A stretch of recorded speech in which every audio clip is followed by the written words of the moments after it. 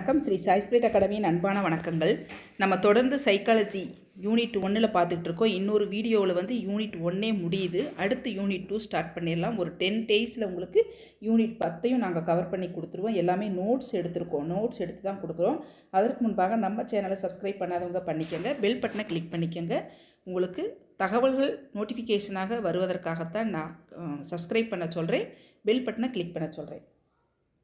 பாருங்கள், உளவியல் unit 1 part 5 part 4 வரைக்கும் டிஸ்கிரிப்ஷன் பாக்ஸில் கொடுத்துருக்கோம். லிங்க்கு ஓப்பன் பண்ணி பார்த்துக்குங்க. அப்போ தான் அதனுடைய கண்டினியூட்டி தொடர்ச்சி உங்களுக்கு ஈஸியாக புரியும். அறிவு வளர்ச்சி, காக்னேட்டிவ் டெவலப்மெண்ட், இது ரொம்ப முக்கியம். யூனிட் 1 அறிவு வளர்ச்சியின் வேறு பெயரை வந்து மன வளர்ச்சின்னு சொல்லுவோம். குழந்தை தன் தாயை 3 அல்லது 4 மாதங்களுக்கு பின்னரே அடையாளம் கண்டு சிரிக்கும். குழந்தை எத்தனை மாதங்களுக்கு பின்பு தன் தாயை அடையாளம் கண்டு சிரிக்கும் என்றால் 3 அல்லது 4 மாதங்களுக்கு பின்னரே. குழந்தைக்கு மன வளர்ச்சி எப்பொழுது உச்சக்கட்ட வளர்ச்சியை பெறும் அப்படின்னா 15 முதல் 17 வயதிற்குள்ளே வந்து மன வளர்ச்சி வந்து உச்சக்கட்ட வளர்ச்சியை பெறும். டீனேஜ் வயசு 15 முதல் 17 வயதிற்குள். அடுத்து, குழந்தையின் அறிவு வளர்ச்சியுடன் தொடர்புடையது எதுன்னு சொன்னால் நரம்பு மண்டலத்தின் வளர்ச்சி. அறிவு வளர்ச்சியின் உட்கூறுகள் மொத்தம் எத்தனை வகைன்னு கேட்டால் 8 வகைகள். இப்போ ஒன்று பாருங்கள். ஒன்று கற்பனை செய்தல், இமேஜினேஷன், சிந்தித்தல், திங்கிங், ஆராய்ந்தறிதல், ரீசனிங், புலன்காட்சி, பெர்செப்ஷன், நினைவில் இருத்தல், ரிமெம்பரிங், வேறுபடுத்துதல், டிஸ்கிரிமினேஷன், பொதுமைப்படுத்துதல், ஜெனரலைசேஷன், தொடர்புபடுத்துதல், அசோசியேஷன். இந்த மாதிரி 8 வகைப்படும். பாருங்கள், ஒவ்வொன்றாக நம்ம பின்னாடி பார்க்கலாம். இப்போ பார்த்துக்குங்க, வகைகள் மட்டும் பார்த்துக்குங்க. ஒரு குழந்தைக்கு 2 வயதில் நினைவாற்றல், 3 வயதில் ஒரு குழந்தைக்கு 3 வயதில் கற்பனை திறன் மற்றும் விளையாட்டுக்களில் கவனம் செலுத்தக்கூடிய அந்த தன்மை வந்துடும் 3 வயதில். 2 வயதில் அது கொஞ்சம் கொஞ்சம் நினச்சி பார்க்கும். அப்பானா அப்பாங்கும், அம்மானா அம்மாங்கும், உறவினர்களை வந்து கொஞ்சம் அடையாளப்படுத்திக்கும். 3 வயதில் வந்து அது விளையாடணும். ஒரு பொருளை கொடுத்துட்டா அப்படின்னா அந்த பொருளை வந்து ஆராய்ச்சி செய்ய பார்க்கும். அதுதான் வந்து கற்பனை திறன் மற்றும் விளையாட்டு 3 வயதில்.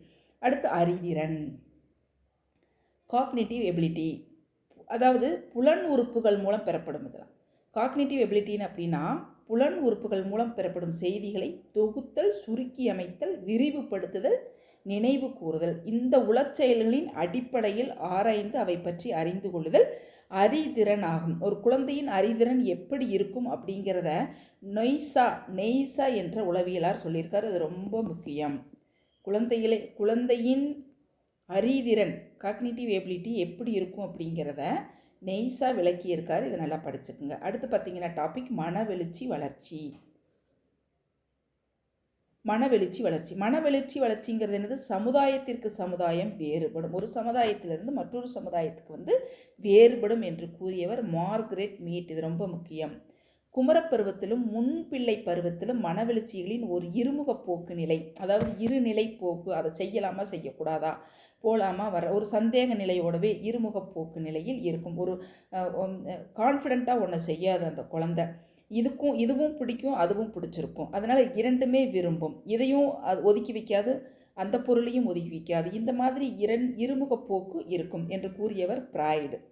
அடுத்து, மனவெழுச்சி தூண்டல்கள் தாக்கும் மூளையின் ஒரு பகுதியை வந்து என்னென்னு சொல்லுவோம், ஹைபோதலாமஸ் தான் வந்து அந்த மூளையின் ஒரு பகுதி தான் வந்து மனவெழுச்சி தூண்டல்களை தாக்கக்கூடியது, ஹைபோதலாமஸ். மனவெழுச்சிகள் இயல்பூக்கங்களிலிருந்து உருவாகுபவை என்று கூறியவர் மக்டூகல். மறந்துடாதீங்க, இயல்பூக்கம் என்றாலே மக்டூகல் தான். இயல்பாக ஒரு ஊக்கம் தோன்றுதல், ஒரு குழந்தைக்கு இயல்பாக தன்னிலையிலிருந்து தன்னிலைப்பாடான இயல்பூக்கம் தோன்றுதல் அப்படின்னு சொல்கிறவர் வந்து மக்டூகல். அப்போ அவர் என்ன சொல்கிறாருன்னா, இயல்பூக்க நடத்தை 3 வகைப்படும் சொல்கிறார். அறிவு, காக்னிஷன், உணர்வு, அஃபெக்ஷன், உடல் இயக்கம், கோனேஷன். இந்த 3 வகைப்படும். இவற்றை பெஞ்சமின் ப்ளூமின் வகைப்பாடுன்னு சொல்லுவாங்க. ரொம்ப முக்கியம் இது. பெஞ்சமின் ப்ளூமின் வகைப்பாடு. இயல்பூக்க நடத்தை 3 என்னன்னு சொல்லுவாங்க, பெஞ்சமின் ப்ளூமின் வகைப்பாடுன்னு சொல்லுவாங்க. அப்போ பெஞ்சமின் ப்ளூமின் வகைப்பாட்டில் அடங்கி இருக்கக்கூடியவை இயல்பூக்க நடத்தை 3 வகை. மறந்துடாதீங்க, இதை நல்லா தெளிவாக படிச்சுக்கோங்க. அடுத்து பார்த்தீங்கன்னா எர்ட்ஸ்-பிட்சன் விதி. இது ரொம்ப முக்கியம். எர்ட்ஸ்-பிட்சன் விதி ஏற்கனவே ஒரு கொஸ்டின் கேட்டிருக்காங்க ப்ரீவியஸ் டெட் பேப்பரில். குறிப்பிட்ட ஒரு எல்லை வரை மனவெழுச்சி அதிகரிக்கிறது. சாதனையை தூண்டுதல், ஒரு குழந்தை நல்ல திறமைசாலியாக வந்து ஒரு ஒரு ஒரு காரியத்தில் சாதிக்க வேண்டும், ஒரு சாதனையாளராக வெற்றியாளராக வேண்டும் அப்படிங்கிற ஒரு குறிக்கோள் அது அதிகரிக்கிறது. அந்த சாதனையில் வந்து ஏதாவது ஒரு தடை ஏற்படுத்துதல். இந்த விதி தான் வந்து வகுப்பறைக்கும் பொருந்தும். அப்படின்னு சொல்கிறாங்க. எக்ஸ்பிடிஷன் விதியில் குறிப்பிடப்படக்கூடிய ஒரு விஷயம் இது. அடுத்து பார்த்திங்கன்னா நியாயமான சிந்தனையை பாதிக்கக்கூடியது மனவெழுச்சிகள் அப்படின்னு சொல்கிறாரு உளவியலார்.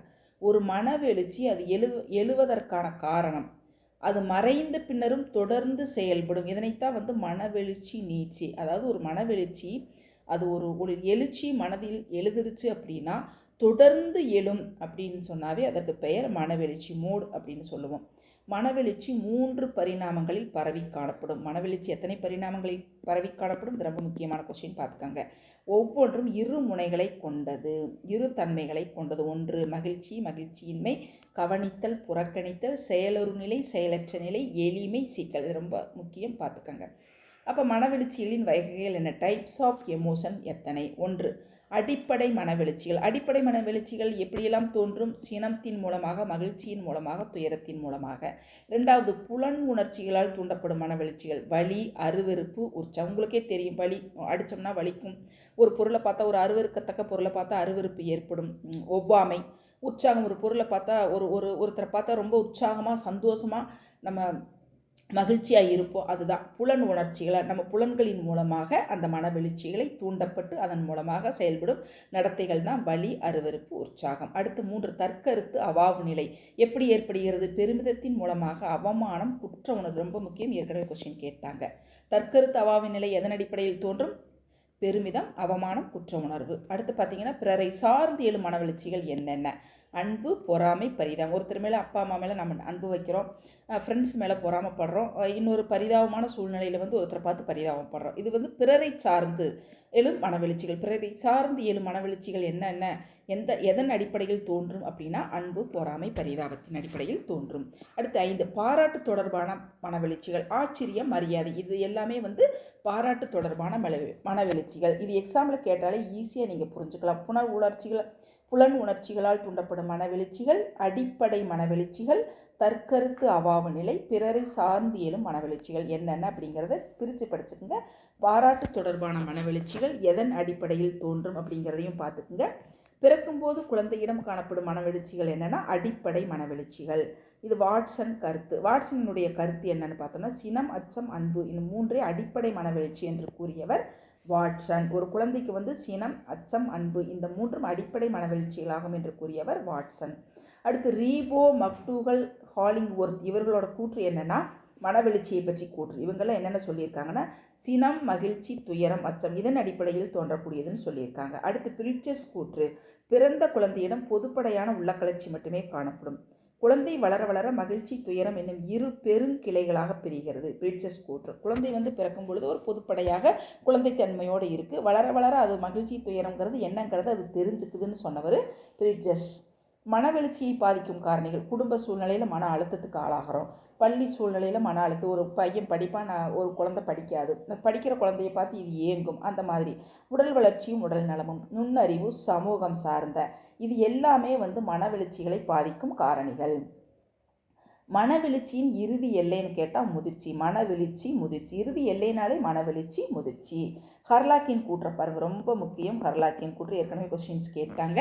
சமூக வளர்ச்சி சார்ந்த மனவெழுச்சியை சொல்கிறவர் ஹர்லாக் மறந்துடாதீங்க.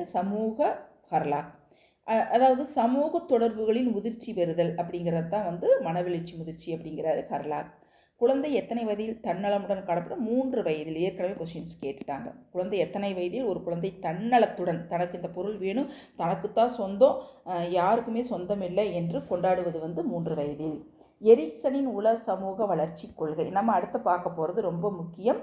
அடுத்த பார்ட் 6ல் நம்ம எரிக்சனின் உள சமூக வளர்ச்சி கொள்கை ரொம்ப முக்கியம். சிலபஸ் படி நம்ம போய்கிட்டு இருக்கோம். இது ரொம்ப பயனுள்ளதாக இருக்கும். பாருங்கள், கொஸ்டின்ஸ் எல்லாம் உங்களுக்கு எது வரும், எப்படியெல்லாம் கொஸ்டின்ஸ் கேட்பாங்க அப்படிங்கிறதையும் நான் சொல்லியிருக்கேன். நம்ம சேனலை சப்ஸ்கிரைப் பண்ணி வச்சுங்க. அடுத்து பார்ட் 6ல் உங்களுக்கு யூனிட் 1 முடிஞ்சிடும். நம்ம சிலபஸ் படி தான் போய்கிட்டு இருக்கோம். துணைத்தலைப்புகளோடு உங்களுக்கு நாங்கள் விளக்கிக்கிட்டு இருக்கிறோம். நன்றி, வணக்கம்.